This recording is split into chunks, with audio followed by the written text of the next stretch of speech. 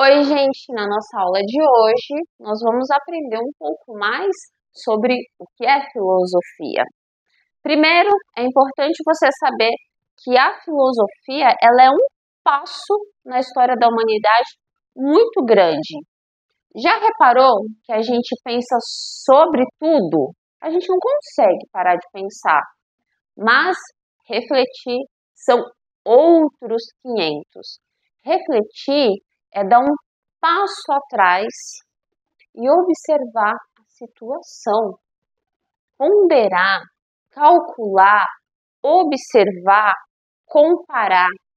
Isso é que faz com que a filosofia seja esse avanço na vida do ser humano. Pensar, a gente pensa o tempo todo para tomar qualquer ação. Por mais ignorante que seja a pessoa, ela não é sequer capaz de parar de pensar, porque o pensamento está com a gente o tempo todo. Mas e a reflexão? Parece que existem seres humanos que passaram uma vida inteira sem refletir.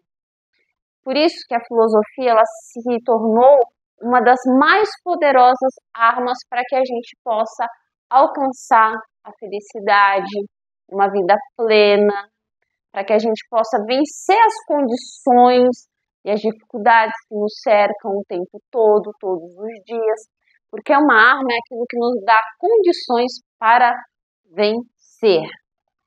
E a filosofia, ela nos dá condições para vencermos no campo espiritual, no campo material, no campo político. Uma das características muito importantes da filosofia é a totalidade.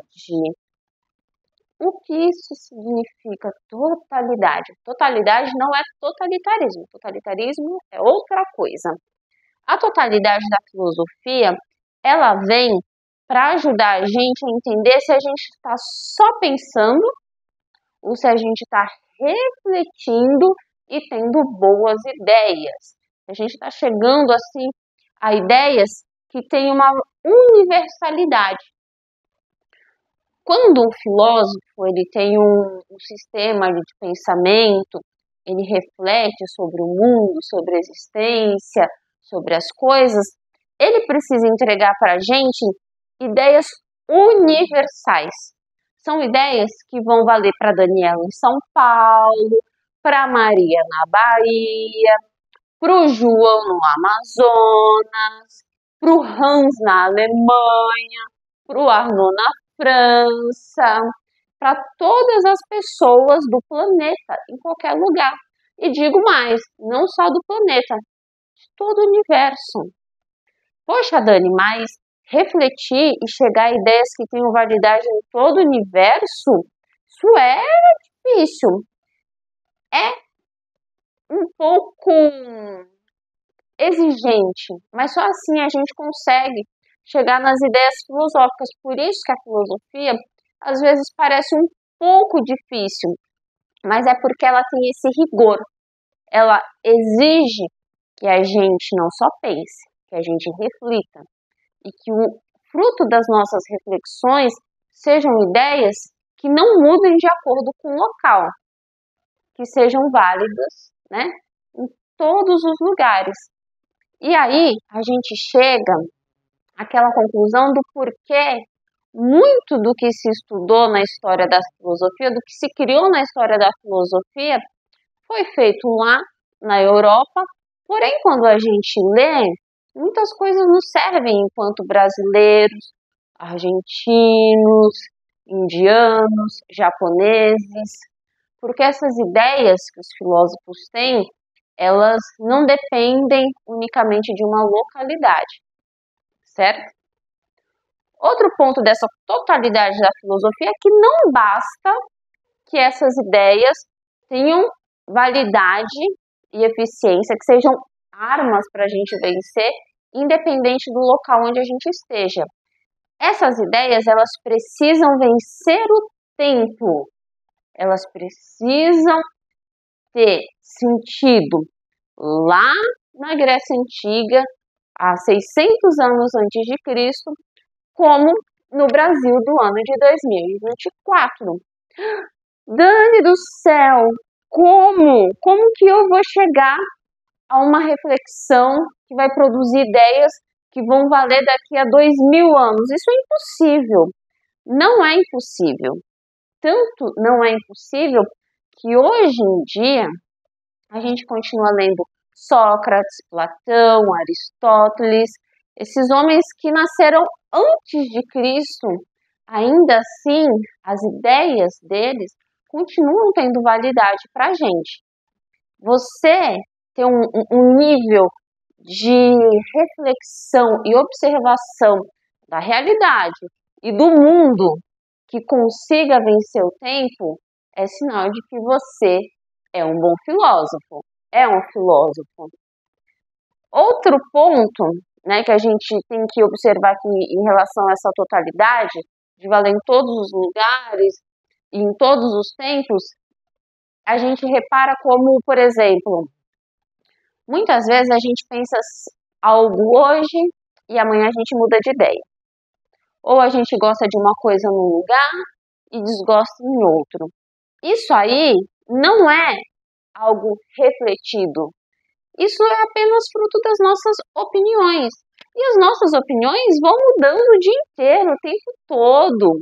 A gente vai, assim, flutuando. Por isso que a filosofia é tão importante. Ela dá para a gente essa firmeza de pensamento que não vai oscilar de acordo com o tempo e o local.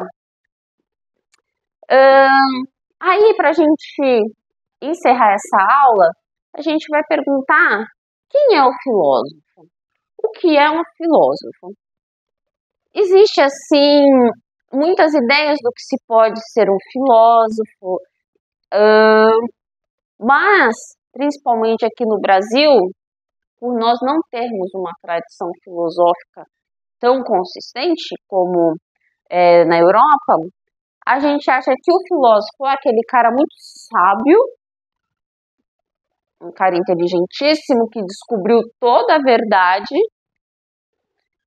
ou que ele é um louco, um lunático, uma pessoa que vive assim, sabe, desconectada da realidade. Porém, no sentido primeiro da palavra filósofo, né, que até onde se sabe foi criada por Pitágoras, o filósofo, ali na sua origem, ele não é o cara que sabe de tudo, ele não é o detentor da sabedoria, ele não é o cara que tem a sabedoria consigo. E também ele não é um louco, alguém que está desconectado da realidade e que vive vagando em pensamentos. O filósofo, ele é o amigo do saber. Ele não é dono do saber, mas ele está ali o tempo todo, como você está com o seu amigo, procurando estar próximo, cuidando do saber, se interessando pelo saber. E esse distanciamento que a gente acha que às vezes o filósofo tem da realidade para parecer louco, é porque para a gente refletir sobre o mundo de uma forma universal e atemporal, a gente tem que se concentrar. Já diria Raul Seixas, quem pensa melhor parado. Então, o filósofo muitas vezes é aquele cara que tem que parar um pouquinho as ações irrefletidas para parar e refletir sobre toda a realidade em sua totalidade, em todo o universo, em todo o tempo. Por isso que muitas vezes o filósofo nos passa essa ideia ou de alguém com uma sabedoria suprema, ou de alguém muito, né, alguma pessoa assim muito louca. Gente, se inscrevam no canal e até a nossa próxima aula de filosofia.